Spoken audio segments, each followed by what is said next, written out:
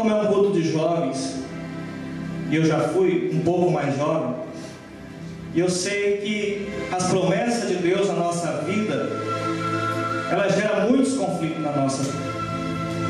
Eu tenho certeza que muitas vidas estão passando por o que eu já passei, e vão chegar aonde eu estou passando, porque eu fui um jovem na minha fase de solteiro, em que eu fui alvo de muitas promessas.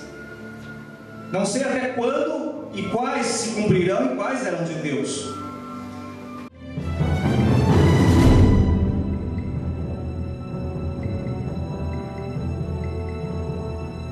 Quantas vezes o desânimo, as incertezas tomou conta do nosso coração.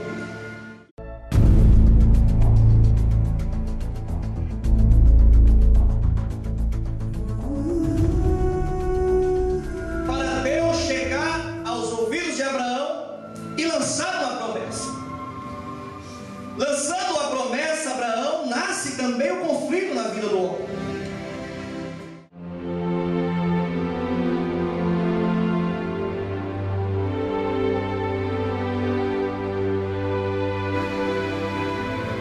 Só que Deus ainda não deu as coordenadas a Abraão, o local para Abraão, para onde Abraão deveria ir. A Bíblia não mostra Deus falando, você vai para aquela terra, Abraão. Não. A Bíblia fala, eu vou te mostrar a terra.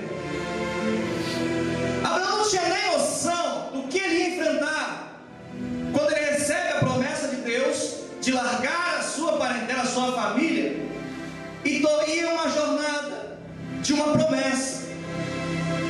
E o que mais me chamou a atenção nesse texto é que você não percebe na Bíblia, não vê na Bíblia Abraão perguntando a Deus: aonde eu irei, Senhor? Deus, eu vou largar toda a minha família, vou ter que largar todo o costume do meu povo,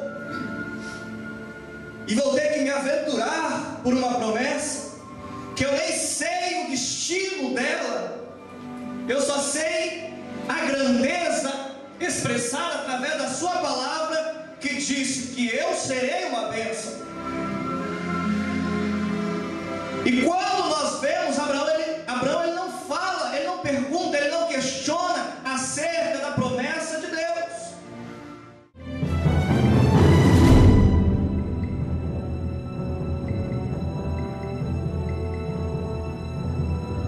E às vezes com a nossa vida é diferente. Quando nós temos uma promessa, nós queremos já exigir as coisas.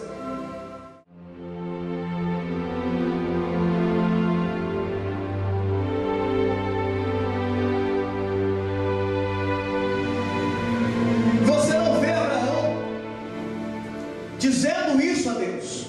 O que nós vemos Abraão fazer está escrito no versículo 4. Deus lança a promessa a Abraão, fala para Abraão que vai ser com ele, fala, tu vai para onde eu te mandar. Assim é, a promessa vai cumprir na minha vida desta forma. Você vai para a terra que eu te mostrar, Abraão. Só te garanto uma coisa de primeiro de início, que te abençoarei, te farei uma bênção, e aqueles que forem contra ti serão contra mim, Abraão. E sabe o que diz no versículo 4? Não é o que nós às vezes fazemos. Diz a palavra de Deus que Abraão recebe a promessa, e no versículo 4 nós já vemos Abraão arrumando as malas para ir atrás da promessa.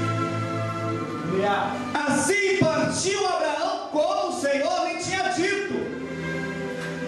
Não foi como Abraão havia questionado, não, foi como o Senhor tinha dito. Abraão nem questionou a promessa de Deus na vida dele.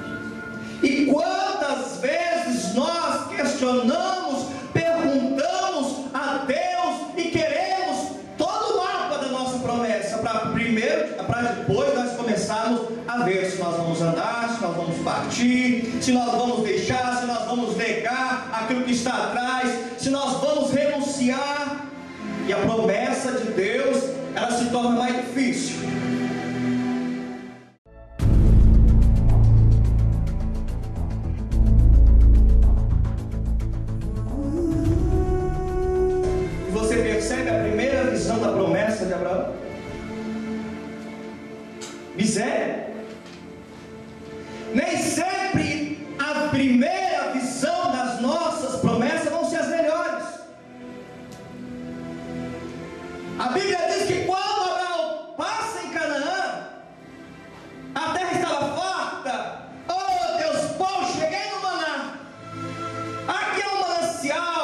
esse Deus, Ele falou que eu seria engrandecido, seria uma bênção, mas não foi assim. Quando Ele chega lá, está uma terra, diz a Bíblia que a terra havia fome.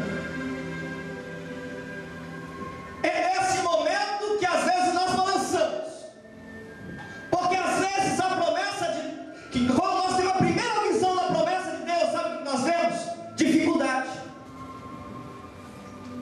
É dificuldade.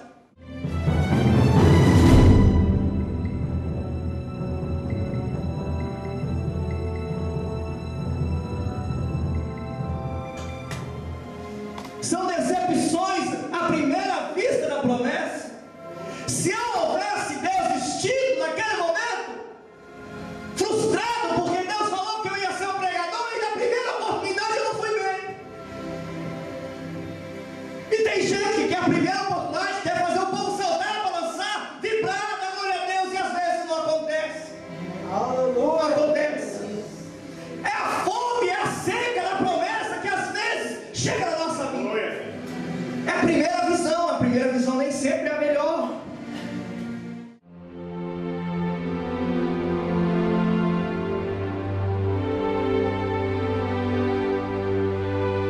Nós vemos hoje em dia, Deus, Ele não conta com pessoas perfeitas para lançar uma promessa. E quando nós olhamos a vida de Abraão, nós vemos que Abraão, ele era imperfeito, como eu e você. Talvez Abraão tinha um grau a mais elevado de fé, que a minha, você aqui. Mas Abraão, ele não era perfeito. Deus, Ele não conta com perfeição na hora de chamar uma pessoa. Ele conta em aperfeiçoar a pessoa chamada.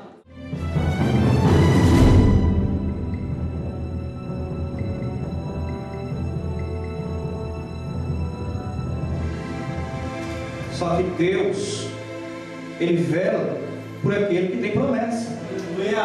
Deus vela por aquilo que é daquele que tem promessa.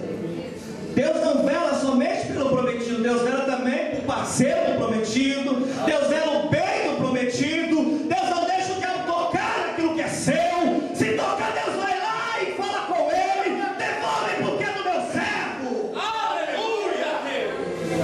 Tem que devolver. Tem que devolver. Tem que devolver, porque eu vou abençoar este camarada. Tem que devolver, porque eu vou abençoar este homem, tem promessa minha.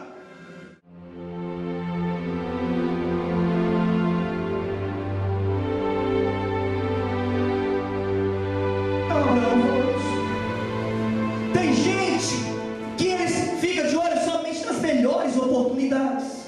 Aleluia! Tem gente que se não for a melhor oportunidade, ele não quer. Se não for para pregar numa igreja cheia, ele não quer pregar para 2 ou 3. Ele quer onde tem planície, onde o negócio é plano. Eu já cansei de pregar para 3, para 2, para 10. Mas também eu já preguei para 100, para 200. Aleluia! E sempre preguei com a mesma ousadia. Ah não, como vou pregar só para 3, Senhor, eu vou dar uma palavrinha sem gritar. Não, eu grito, eu prego com 10, com 15, com 20, com 100. Deus me dá a palavra, eu lanço. Aleluia! Não, tem gente que tem que ter a melhor oportunidade. Ele fica avisando: não, eu quero aquela oportunidade. E fica lá. E aí, puxa, como diz a palavra, né? Tira o leite para ter a melhor oportunidade. E abraça, e é fingir.